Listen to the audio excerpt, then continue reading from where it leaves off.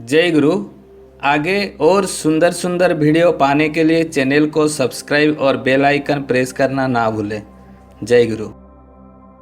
ତାକୁ ନେଇ ସେମିତି ଅନେକ ବ୍ୟକ୍ତିମାନଙ୍କ ଭିତରେ ସେଇ ସତ୍ପୁରୁଷଙ୍କୁ ଭୋଜନ କରୁଥିବା ସୁମେଧା ସମ୍ପନ୍ନ ବ୍ୟକ୍ତି ମଣିଷ ସମାଜରେ ଅନେକଙ୍କ ଭିତରେ ଜାଚୁଲ୍ୟମାନ ହେଇ ଉଠନ୍ତି, ଦୀପ୍ତିମାନ ହେଇ ଉଠନ୍ତି।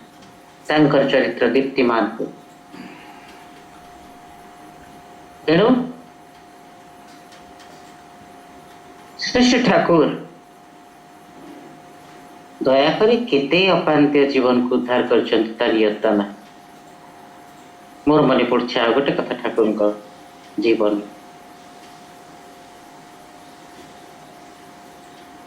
ଜଣେ ଋତିକ ଦେବତା ଉତ୍ସବ ପାଇଁ ଠାକୁରଙ୍କ ଆଶ୍ରମ ଦଶହରା ଉତ୍ସବ ହୁଏ। ଦଶହରା ପରେ ପରଦିନ ସତ୍ସଙ୍ଗ ଆଶ୍ରମ ଯାଉଥିଲେ। ଯଶୋରୀ ଷ୍ଟେସନ ଓହ୍ଲେଇବେ। ଯଶୋରୀ ଷ୍ଟେସନ ଓହ୍ଲେଇ ଯାଇଛନ୍ତି। ଓହ୍ଲେଇକି ଖୋଜୁଛନ୍ତି ଜଣେ କୁଲି କିଏ ତାଙ୍କର ଗଣ୍ଠିଲଟା ସତ୍ସଙ୍ଗ ଆଶ୍ରମକୁ ନେଇଯିବ। ଏମିତି ଅନୁଗୁଣ ଜଣେ ଯୁବକକୁ ଦେଖିଲେ, ସୁନ୍ଦର ସୁଠାମ ଯୁବକଟିଏ। କହିଲେ ମୁଁ ଆପଣଙ୍କ ଗଣ୍ଠିଲ ନେଇଯିବି। କେତେ ପଇସା ନେବ? ଆପଣ ଯେତେ ପଇସା ଦେବେ। ଏମିତି କହୁ ଗଣ୍ଠିଲଟା ନେଇକି ଚାଲୁ ଚାଲୁ ଋତିକ ଦେବତା ତାଙ୍କୁ ନିଜର ପରିଚୟ ପଚାରୁଛନ୍ତି। ତାଙ୍କର ପରିଚୟ କ'ଣ, ସେ କୋଉଠି ରହନ୍ତି, ଏସବୁ ପଚାର ପଚାର କହିଲେ ମୋର ମୁସାଫିରଖାନା ହେଲା ମୋର ଘର। ଆଉ ପରିଚୟ? ମୁଁ ଜଣେ ବାପା ମା ଛେଉଣ୍ଡ ସନ୍ତାନ।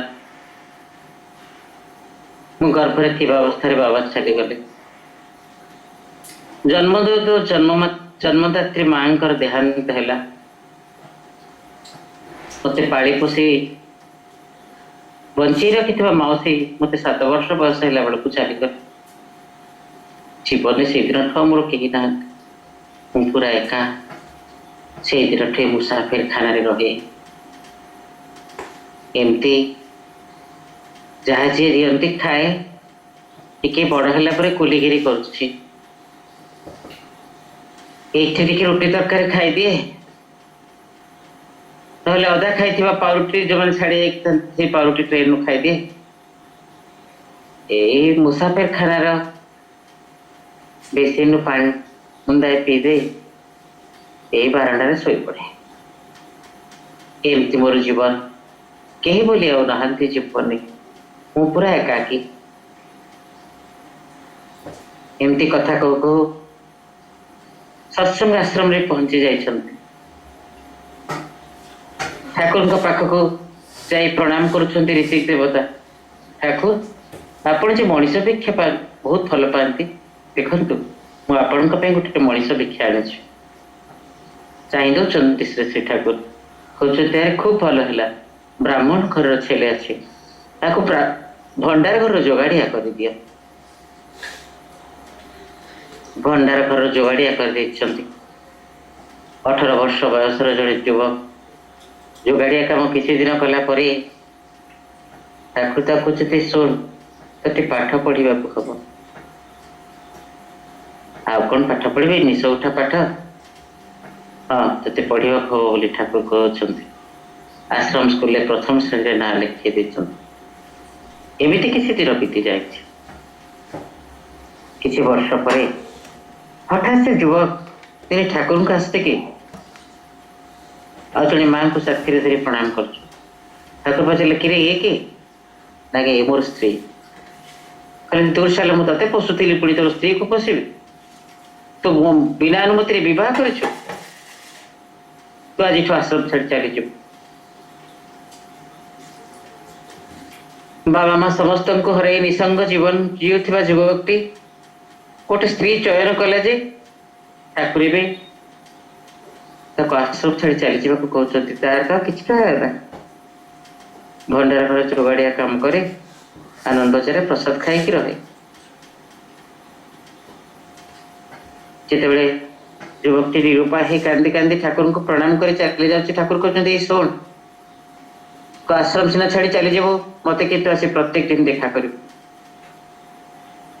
କୋଉଠି ରହିବ? କିଏ ବା ରହିବାକୁ ଦବ? ଯାହାକୁ ଘରଟି ମାଗୁଛି ତମେ କଣ କାମ କର, କେତେ ଟଙ୍କା ଦରମା ପାଉଛ, ତା ସେ କିଛି ଉତ୍ତର ଦେଇପାରେନି। ସେ ତାକୁ ଘର ଦିଅନ୍ତିନି। ଶେଷରେ ଯେତେବେଳେ ଯାଇ ପରିଚୟ ଦେଇଛି ମୁଁ ଏମିତି ସତ୍ସଙ୍ଗ ଆଶ୍ରମର ଲୋକ, ଜଣେ ଲୋକ ତାକୁ ଗୋଟିଏ ଖାଲି ପଡିଥିବା ଛେଳି ଗୁହାଳରେ ଆଶ୍ରୟ ଦେଇଛନ୍ତି। ଛେଳି ଗୁହାଳରେ ଯେତେବେଳେ 2 ଜଣ ଯାକ ରହିଛନ୍ତି, ତା ପରଦିନ ସେ ଭିକ୍ଷାବୃତ୍ତି କରିବାକୁ ଯାଇଛନ୍ତି। ଭିକ୍ଷାବୃତ୍ତି କରି ଆଣି ନିଜର ସ୍ତ୍ରୀଙ୍କୁ ସବୁ ରୋଷେଇ ସରଞ୍ଜାମ ଦେଇ ଠାକୁରଙ୍କୁ ପ୍ରଣାମ କରିବାକୁ ଯାଇଛନ୍ତି। ସନ୍ଧ୍ୟା ପ୍ରାର୍ଥନା ସମୟରେ ଠାକୁର କହୁଛନ୍ତି, ରେ ଆଜି କଣ ଖାଇଲୁ? ଠାକୁର, ମୁଁ ଭିକ୍ଷାବୃତ୍ତି କରି ଆଣିକି ଖାଇଛି। ସେମିତି ହେଇପାରିବନି ବାବା, ତୁ ଭିକ୍ଷାବୃତ୍ତି କରି ଆଣି ତୁ ଖାଇଦେବୁ ନା, ତୁ ଯାହା ଭିକ୍ଷାବୃତ୍ତି କରିକି ଆଣିକି ଆଣିବୁ ତାକୁ ମତେ ଦେଇଦେବୁ। ତା ପରଦିନ ସେ ଭିକ୍ଷାବୃତ୍ତି କରିବାକୁ ଯାଇଛନ୍ତି। ଯାହା ଭିକ୍ଷା ଆଣିଛନ୍ତି ଠାକୁରଙ୍କୁ ଦେଇ ଆଶ୍ରମରେ ଆସିଛନ୍ତି। ଭୋକ ଉପାସରେ ସମସ୍ତେ 2 ଜଣ। ତାପରେ ଠାକୁର ପଠେଇଛନ୍ତି ତାଙ୍କ ପାଇଁ ପଡି, ଜଣେ ଲୋକ ଖାଇବେ ଯେତିକି ଖାଦ୍ୟ ସେତିକି ଖାଦ୍ୟ ଦଉଛନ୍ତି। ସେମାନେ ରୋଷେଇ କରି ଖାଇଛନ୍ତି। ଏଇଭଳି ଭାବରେ ଦିନ ପରେ ଦିନ ବିତି ଯାଇଛି। ସ୍ତ୍ରୀ ତାଙ୍କର ଅନ୍ତଃସତ୍ତ୍ୱା ହେଇଛି। ଏହି ସମୟରେ ତାଙ୍କର ମେଟ୍ରିକ ପରୀକ୍ଷା ସମୟ। ଠାକୁର ପଚାରୁଛନ୍ତି ଆଶ୍ରମର ଗୁରୁଜୀଙ୍କୁ, ସେ ପିଲାଟି କଣ ପରୀକ୍ଷା ଦେବନି? ସେ ତ କିଛି ପଢାପଢି କରିନି। ଠାକୁର କହିଲେ, ନା, କାଲି ଯାହା ପରୀକ୍ଷା ଅଛି ଆଜି ସେ ପଢିବ ଆଉ କାଲି ପରୀକ୍ଷା ଦେବ। ଏଇଭଳି ଭାବରେ ତାକୁ ମେଟ୍ରିକ ପରୀକ୍ଷା ଦେବାକୁ ହବ। କିନ୍ତୁ ତା ସ୍ତ୍ରୀ ଯେ ହସ୍ପିଟାଲରେ, ସେ ଆଶ୍ଚର୍ଯ୍ୟ ପ୍ରଶ୍ନ, ତାକୁ ସେ ଛାଡି ଆସିବ କେମିତି? ଠାକୁର କହିଲେ, ତମେ ମାନେ ଆଶ୍ରମରେ ଏତେ ଲୋକ ଅଛ, ସେଇ କେବଳ କଣ ତା ସ୍ତ୍ରୀର ଦାୟିତ୍ୱ ନେଲେ ଯାଇ ଚଳେ? ତୁମେ ମାନେ କଣ କେହି ତା ସ୍ତ୍ରୀର ଦାୟିତ୍ୱ ନେଇପାରିବନି?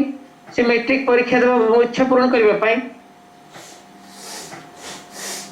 ତାପରେ ସେ ମେଟ୍ରିକ ପରୀକ୍ଷା ଦେଇଛନ୍ତି। ମେଟ୍ରିକ ପରୀକ୍ଷା ଦେବା ପରେ ବନାରସ ହିନ୍ଦୁ ୟୁନିଭର୍ସିଟିରେ ତାଙ୍କୁ ସାଂସ୍କ୍ରିଟ ପଢିବା ପାଇଁ ଠାକୁର ତାଙ୍କର ଜଣେ ସାଙ୍ଗଙ୍କ ଘରେ ରହି ପାଠ ପଢିବା ପାଇଁ ବ୍ୟବସ୍ଥା କରିଦେଇଛନ୍ତି। ଯେତେବେଳେ ସାଂସ୍କ୍ରିଟରେ ପିଜି କରି ସେ ବହିପତ୍ର ଗଣ୍ଠିଲଟା ଧରି ଠାକୁରଙ୍କୁ ଆସି ପ୍ରଣାମ କରୁଛନ୍ତି ଆଶ୍ରମରେ, ଠାକୁର କହିଲେ, ଖାଲି ସାଂସ୍କ୍ରିଟରେ ପିଜି କଲେ ଚଳିବନି, ତୋତେ ଇଂରାଜୀରେ ପିଜି କରିବାକୁ ପଡିବ। ଠାକୁରଙ୍କ କଥା ମାନେ ସେ ଇଂରାଜୀରେ ମୋତେ ପିଜି କରିଛନ୍ତି। ସେଦିନ ଜର୍ସିଟି ଷ୍ଟେସନରେ କୁଲି କାମ କରୁଥିବା ସେ ଯୁବ ଠାକୁରଙ୍କର ପ୍ରେମର ସ୍ପର୍ଶରେ ହେଇଛନ୍ତି ଆଶ୍ରମର ମହାପଣ୍ଡିତ ପଣ୍ଡିତ ସୁରେଶ ଚନ୍ଦ୍ର ଦେବ ଶର୍ମା। ଲେଖିଛନ୍ତି ଅନେକ ପୁସ୍ତକ ଶ୍ରୀ ଶ୍ରୀ ଠାକୁରଙ୍କ ଦର୍ଶନକୁ ନେଇ। ଦାମ୍ପତ୍ୟ ଜୀବନ ସମ୍ପର୍କରେ ଲିଖିଛନ୍ତି ଅଭିନବ ବାଣୀ। ଧାରଣୀ ବର୍ଦ୍ଧନେ ନାରୀ ଲତାର ଶୋଭା ଧରି, ସ୍ତ୍ରୀ ରୂପେ ସ୍ୱାମୀଙ୍କୁ ତୁ ବରଣ କରି, ପତ୍ନୀ ହୋଇ ପତି ପାଶେ ଜାଗି ରହି ନିରାଳସେ, ପତରରୁ ସବୁବେଳେ ରଖିଛୁ ଧରି, ପତିଙ୍କର ବ୍ରତ ପାଳିଲୁ, ପତିବ୍ରତ ହୋଇ ସତୀ ପଦ ପାଇଲୁ, ସ୍ୱାମୀ ଧର୍ମ ଶିରେ ଧରି, ନିଜ ଜୀବନେ ଆଚରି, ବରଣ୍ୟେ ବରଣ କରି ବହି ଚାଲିଲୁ, ତା କର୍ମକୁ ଅନୁସରି, ତା ବ୍ରତକୁ ପରିପାଳି, ମନୋବୃତ୍ତାନୁସାରିଣୀ ଭାର୍ଯ୍ୟା ହୋଇଲୁ, ନିଜକୁ ତୁ ସିଦ୍ଧ କରିଛୁ, ମୃତ୍ୟୁ ଭେତି ଛାଡ଼ ହେତୁ ଦାର ହୋଇଛୁ, दाम्पत्य जीवने मातु बन्धिलो जीवने सेतु बरण्ये बरण करी बही चालिलु शाशु श्वशुरंकु धरी सेवा शुश्रूषारे बरी परिजन समस्तंकु पोषण देलु स्वामी तोर जीवंत वेदी स्वामी तोर जीवंत वेदी वेदी मूळे बसिछु तू व्रतकु साधी तो सेवारे तृप्त होई आनने विश्रामने तो आश्रय रहिबाकु स्वामी चाहिला अंतरे धरिलो ताको नर रूपे कढ़िबाको सेते बेले तोर नाम जया होइला पुणी सुत रूपे पाइलो कोड़े धरी बढ़ाइला जननी हेलु सनंद सदनं श्रुतश्च बुधयः कान्ता मृदुभाषणं सुजुप्सितरति स्वेच्छापूर्णधनं सुजुप्सितरति राज्ञकरा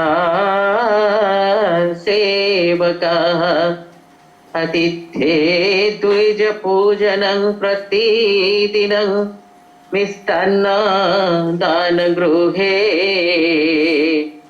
साधु संगमुपासन हरिकथा धन्य गृहस्थाश्रम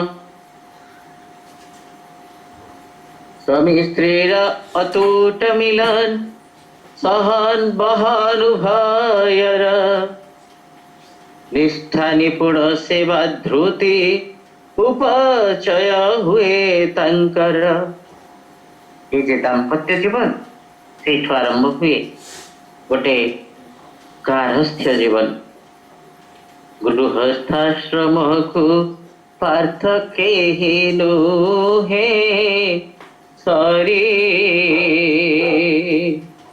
गृहस्थाश्रमे रही विहित कर्म करी आमर जो चतुराश्रम व्यवस्था रही ब्रह्मचार्याश्रम गृहस्थाश्रम वानप्रस्थाश्रम सन्यासाश्रम ये चतुराश्रम भितर गृहस्थाश्रम हूँ श्रेष्ठ आश्रम ये आश्रम रहिले मनुष्य विशेष भाव में अपरर हित साधन करें एवं ये समयटा हूँ सामर्थ्य जोगर समय कारण ठाकुर गोटे लिखुंट पाणीटे देखी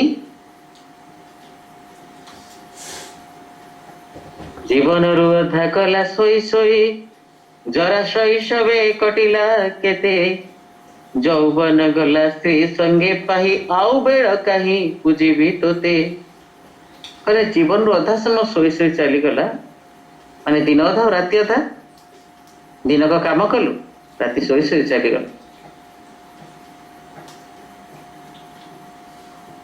ଆଉ ଯୌବନଟା ସ୍ତ୍ରୀ ସହିତ ଉପଭୋଗ କରିକି ଚାଲିଗଲା ଯଦି ଆଉ ବେଳ କାହିଁ ତେଣୁ ठाकुर कहते सेमती हेल्थ तो जीवन टा निरर्थक है शुण स्वामी चली इष्टंक पथरे पड़ा पड़ोशी को साथी नहीं स्त्री चली स्वामी पथरे सतीत्व को तार टगर्बे वही एक कथा जोठी नहीं लक्ष्मी की स्वर्ग ओह्लाई आसवे उपहार देवा पाई कहले स्वामी इष्टंक पथरे पड़ा पड़ोशी को नहीं चली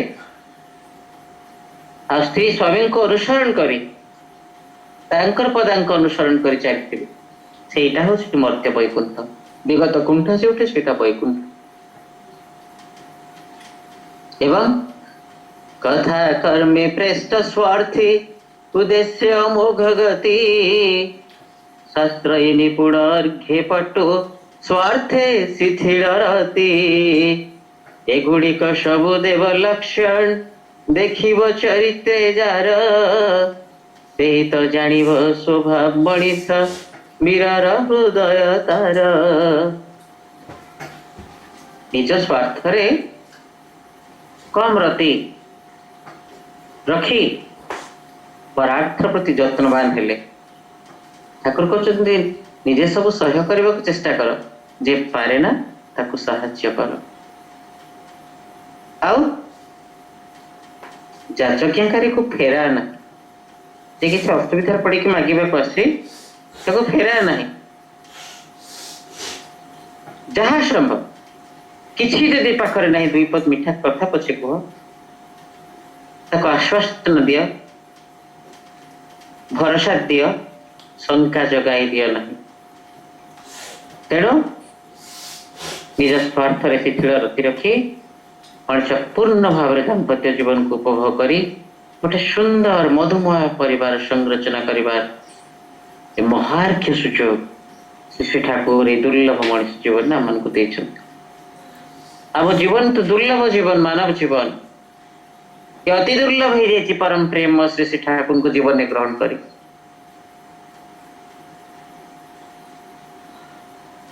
मच्चित्ता मद्गत प्राणा बोधयन्त परस्परं कथयन्तश्च मां नित्यं तुष्यन्ति च रमन्ति च तेषां सततयुक्तानां भजतं प्रीतिपूर्वकं ददामि बुद्धियुगं तं जेन माम् उपजन्ति ते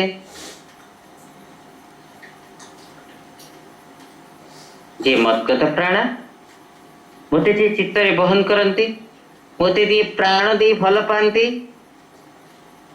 मो कथा जे परस्पर भितर बांटती